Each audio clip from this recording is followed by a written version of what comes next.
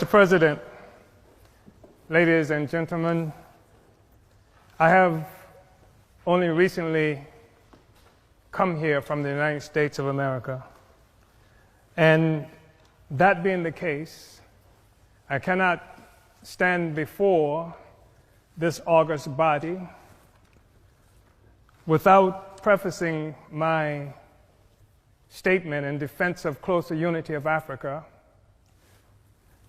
without stating first my unconditional solidarity with President Maduro and the government and people of Venezuela, who are currently under attack, savage attack, by the declining world hegemon of the United States.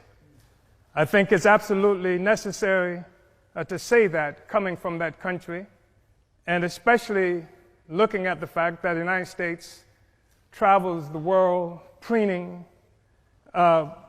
presenting itself as the guardian of democracy and the rights of the peoples around the world, where the reality is that Africans who are colonized in the United States represent at least half of the largest prison population in the world. There are more Africans in prison in the United States than there are people in Djibouti or in Equatorial Guinea. And so we find it very difficult, also recognizing that by their own estimates, it would take 228 years for the income of Africans colonized in the United States to equal that of the colonial white population. So it is absolutely necessary for me to stand here today before you expressing total opposition to the United States government terroristic actions against the people of Venezuela with an attempt to starve the people into opposition to their government. Mr. President, brothers and sisters, comrades, it is also necessary for us to say that this question of a closer union with Africa, or between Africans, or within Africa, is not a purely academic question, despite the fact that this debate is occurring within the pinnacle of bourgeois academia.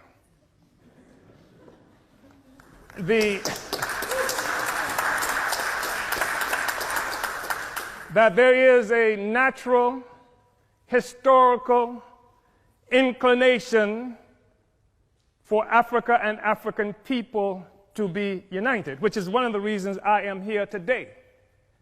The truth of the matter is that this discussion about the unity of Africa, union of Africans, started much earlier than any incursion, as it might be characterized, of China or the Trump administration into Africa.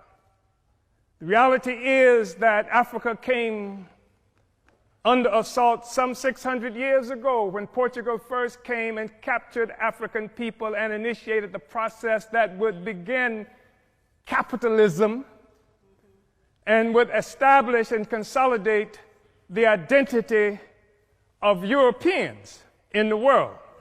It is a reality that capitalism rests upon a foundation of African slavery. Africans were first capital.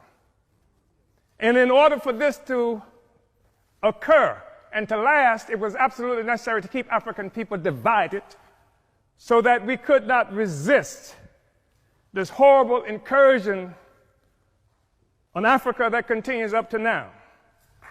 I think it's important to be able to say that. I think that we have to say that we've seen example after example by African people to unite.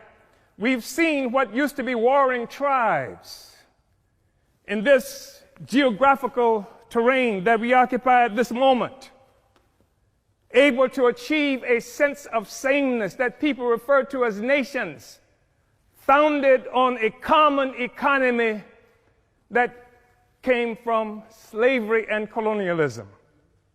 This is the basis of the unity that we see If there is a problem with the European Union today, it is because the foundation, the economic foundation of capital, of imperialism, is being stressed by the struggles of the oppressed peoples of the world to take back their resources from this parasite that bleeds Africa, that bleeds the world, that bleeds Afghanistan, that bleeds the people of Yemen who are dying by the thousands even as we have this discussion.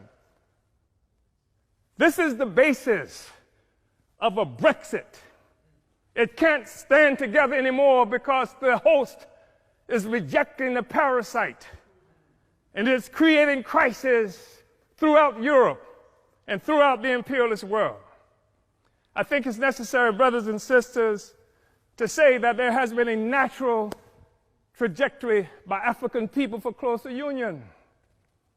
We know that we're talking about having this discussion in part because in 1884-85, Europeans sat at a table in Berlin, Germany, not a single African there, and carved up Africa into the territories that we now sometimes call countries and illogically refer to as nations. Africans didn't do that.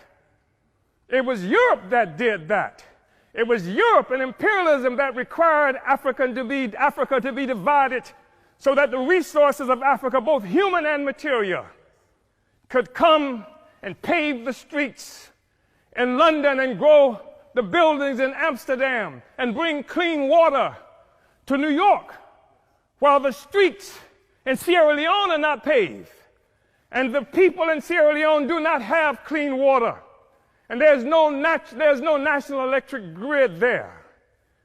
It is necessary to keep Africa divided by European imperialism and by all the imperialism in order to continue to suck the resources from Africa so that cell phones could exist here, so that Steve Jobs and the others could achieve some great notoriety from the coltan that comes from Congo, where Leopold killed at least 12 to 15 million Africans in order to conquer and keep Africa in the condition it's in today. We talk about a united Africa and African Union because of what European imperialism has done to Africa to keep us divided. We know it's true. We saw 100 years or so ago, Marcus Garvey organized the Universal Negro Improvement Association and African Communities Leagues that stretched across the globe. More than 11 million African people everywhere were connected to this. Africa for Africans, at home and abroad. That was the cry. Not Africans for Nigerians that didn't even exist until the British created it in 1915. And Flora Shaw, the mistress who would become the wife of Frederick Lugard, came up with the name nigger area. Not this false national consciousness that has been imposed on Africans around the world, so that when the Portuguese found shrimp on West Africa and then named it for the Portuguese word for shrimp, Cameroon, it is not true that they are shrimp despite the fact that the people call themselves Cameroonians today. It is a false national consciousness. The false national consciousness that created the American Negro, that created the Black Brit, and the Afro-Swede. We are one Africa, one nation, and we must have closer union. But in order for that to happen, it has to be a revolutionary union. The Organization of African Union, created on May 25th, 1963 in Addis Ababa, Ethiopia, was part of an effort to circumvent efforts by Kwame Nkrumah to build a single union of African states. And instead, we come up with an Organization of African Union that codified the colonial borders that were created by Europe in 1884 and 85. We have to be able to break out of this, but it's going to take revolution in order to do this. African revolution in order to do this. African revolution that will destroy imperialism and the world economy that's responsible for the growing immiseration of the masses of people around the world. Uhuru.